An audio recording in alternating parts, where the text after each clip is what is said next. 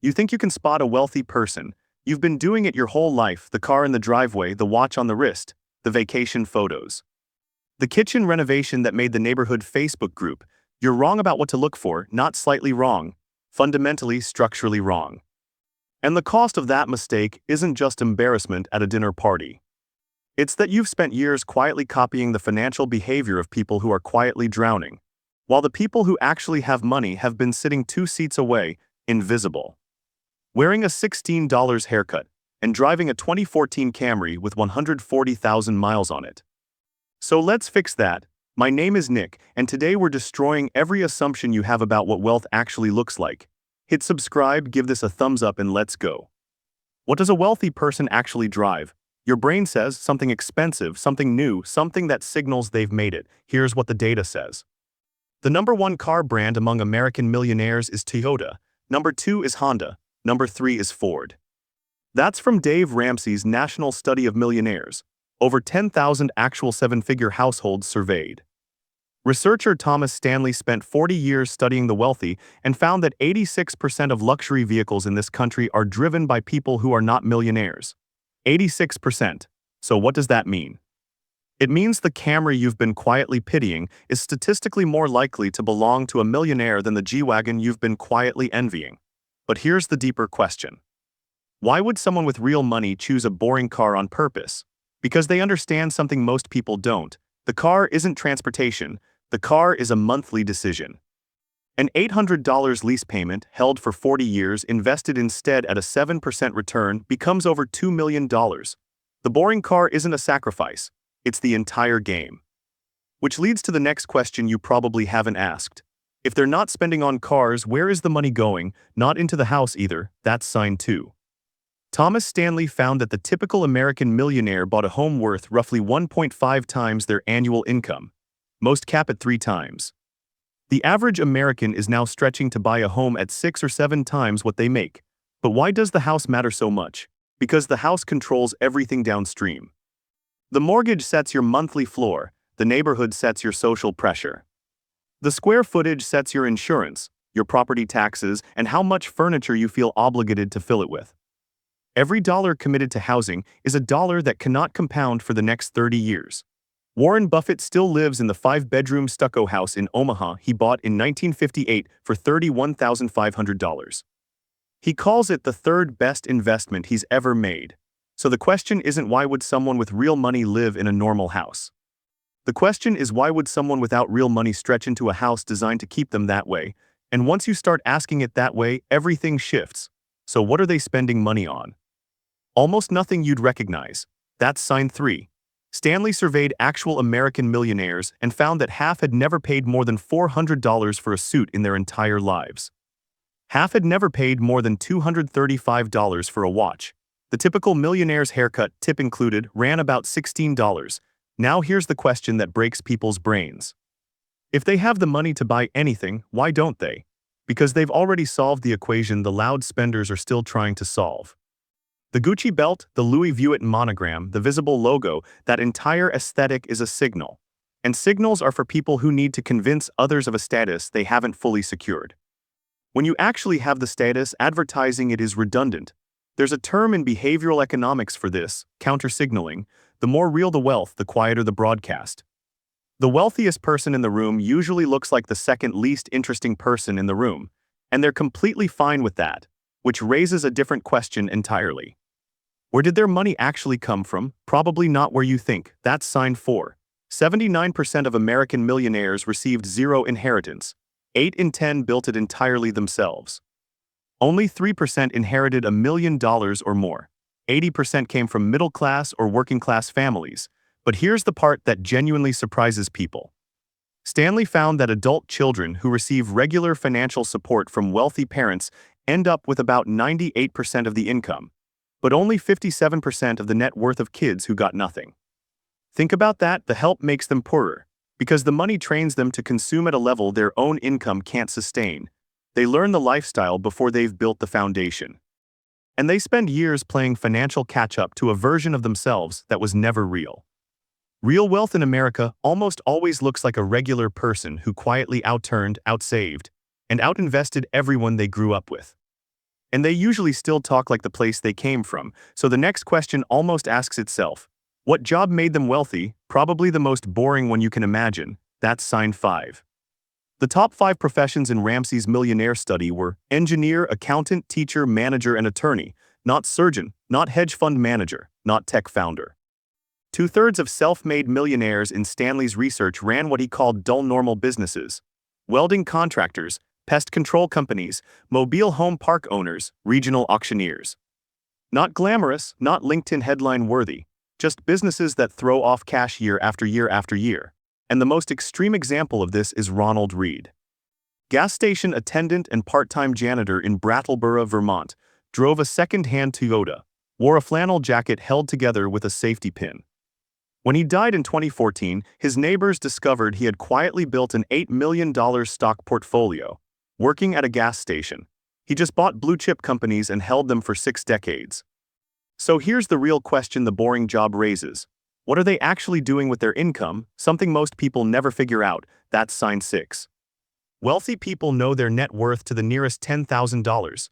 They know their monthly burn rate, their savings rate as a percentage of income, their portfolio allocation, their approximate return.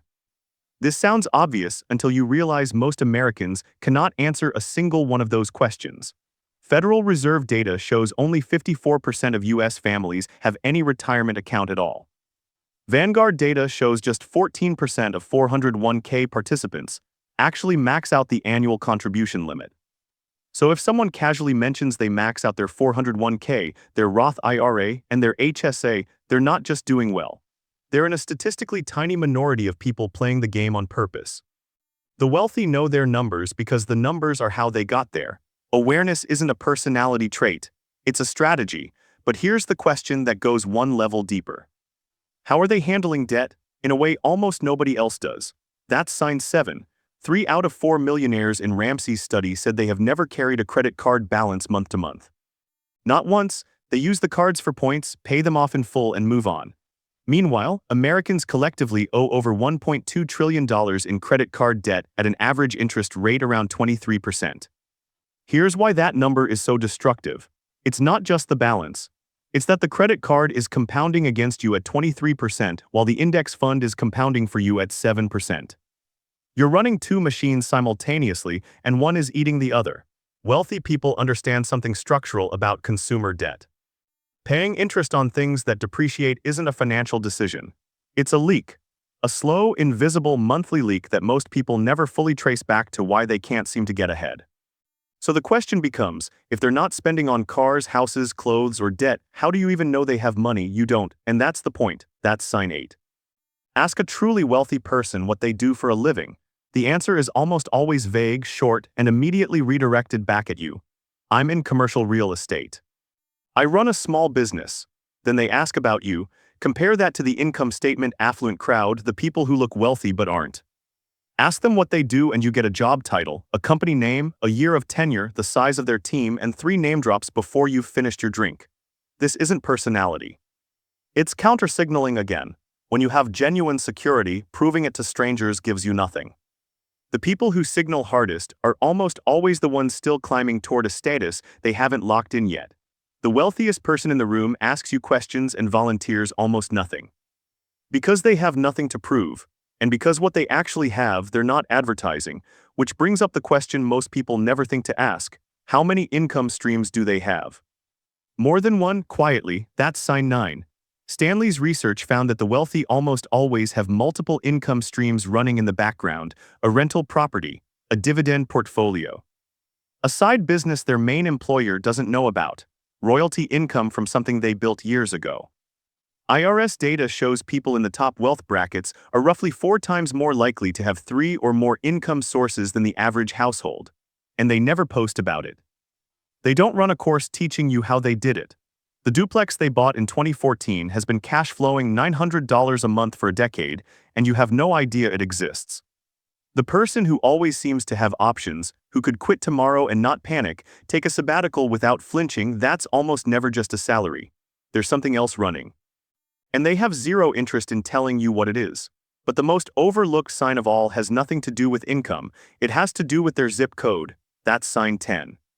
Wealthy people deliberately live in neighborhoods where they are at the top of the local income distribution, not the bottom. Stanley called it being the Joneses instead of chasing them. Meanwhile, the income statement affluent crowd buys the smallest house in the most expensive zip code they can stretch into. Now their neighbors have nicer cars. Their kids' friends take nicer vacations. The block carries a quiet, constant pressure to keep up, and that pressure converts directly into spending. Economists at the University of Chicago found that exposure to higher-income neighbors directly increases your own consumption. Your zip code is eating your retirement. The person who could afford a fancier neighborhood and just didn't move, who looked at the new development and shrugged, they removed the social pressure. And their net worth is probably triple what you'd guess.